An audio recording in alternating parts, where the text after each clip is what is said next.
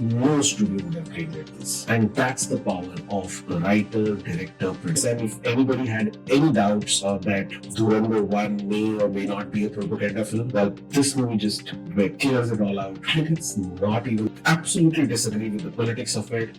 I absolutely. One of the key challenges of ending a film like this is how good you stick the landing. And when you can get that reaction from your audience after a Can you do this one and a little funny review, like fun accent, like hi today. So just do what you wrote, but in a nice, cute little accent. Hi guys. It's been a while, isn't it? I think 2 years. Yeah. But well, here I am. And which better movie to start with than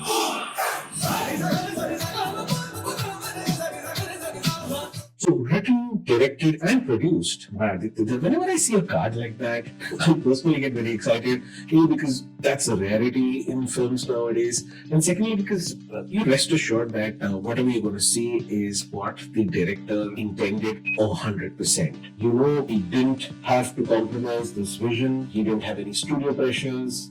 And a written and directed by card also gives you a glimpse of the filmmaker's mind. Like, you know, Quentin Tarantino likes building suspense, conversations, dialogues. He really likes feet. You know what Sandeep Reddy Banga thinks of men, women, and relationships. You know that Christopher Nolan is highly intelligent, obsessed with structure, and his fetish is time. Similarly, with Aditya Dhar, you know that he loves hardcore action. He doesn't mind the blood and gore, and it's also clear that he's a Deshbhakt, but more obviously, or to put it mildly, someone who sympathizes with this government. And that's okay. I mean, your politics, your quirks, your fetishes, your pet peeves is what makes you, well, you. And as long as it keeps me engaged, interested, entertained, makes me want to keep coming back for more as an audience, I'm down with it. Hit me with the best you got. Dhurandhar 2 is all of that. It's bloody, high even. A full-on action masala thriller with dollops and dollops of Deshbhakti content and kind of a sprinkle of Modi Bhakti, all played on this foot-tapping, adrenaline-pumping, 90s-inspired soundtrack.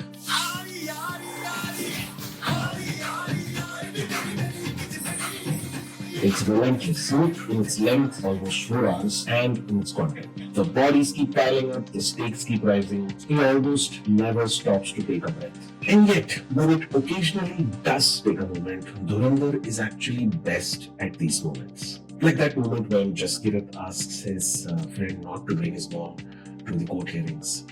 Or that scene where Hamza is mourning a death of a very important character. And also that interval block. My God. It's moments like this where Aditya Dhar captures Ranveer's softer side with stunning detail.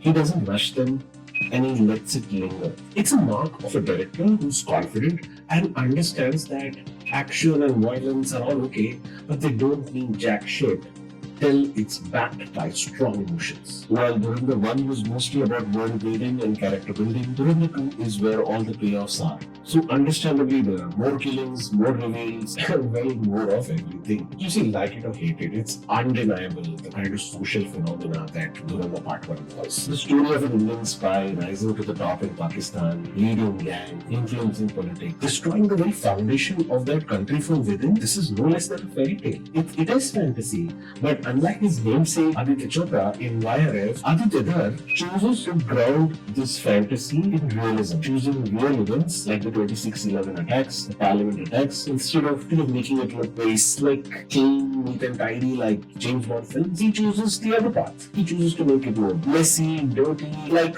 say Zero Dark 30. And instead of positioning this for a family audience, he goes nuts and puts out a screenplay that is chock-a-block with cuss words, full of blood, gore, and the works. And instead of making it like a short, quick, snappy film so that you could get more shows out, he makes a freaking almost 4-hour film.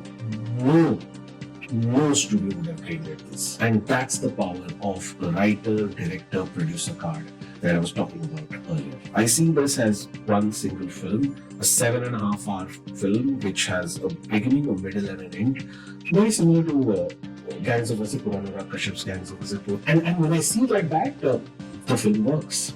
Oh yes, and if anybody had any doubts that Dhurandhar 1 may or may not be a propaganda film, well, this movie just clears it all out. And it's not even subtle. Chaiwala, demonetization, Uri, everything gets a mention. Sorry, not just a mention, an elevation. The movie and the makers are clearly taking a stance, no question about it. While I absolutely disagree with the politics of it, I absolutely loved the execution. While part 1 was an out and out Akshay Khanna show, this is a Ranveer Singh show. In the second place, going to Arjun Rampal. Both look formidable, strong, and men of violence. Personally, there were stretches both in 1 and 2 which I didn't quite like what they did with Uzair, what they even to some extent with Arjun Rampal's character and Sanjay Dutt's character. I felt like they got sidelined a little bit. I mean, take the case of Bade Saab, for example. There is a way to show power and aggression, even if that man is physically weak. There are directors and films that do that brilliantly. Aditya Dhar fails there, and in many other places as well, but he excels in most.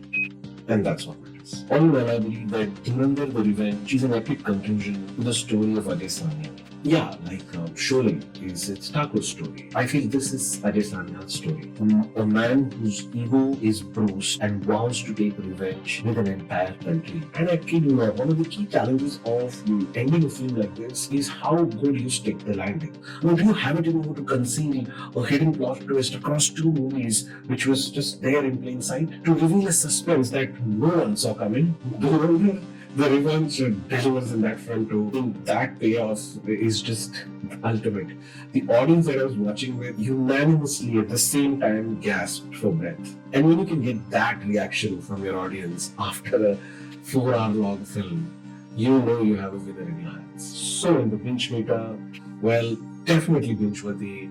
It's simple. If you like the first part, you would like this one. If you didn't like it, then you would not like this one. And one more thing, do not go with your kids. Just don't. I see people doing this in queue. Why? So that's it. That's what I thought about the movie. Let me know what you think. You agree with me, disagree with me. Bye bye. Take care. Love you all. Hey, we're gonna tell you what movie we're gonna do. Dhurandhar.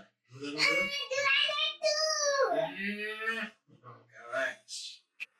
What about Dhurandhar 1 then? We're gonna do that in another video. Comment.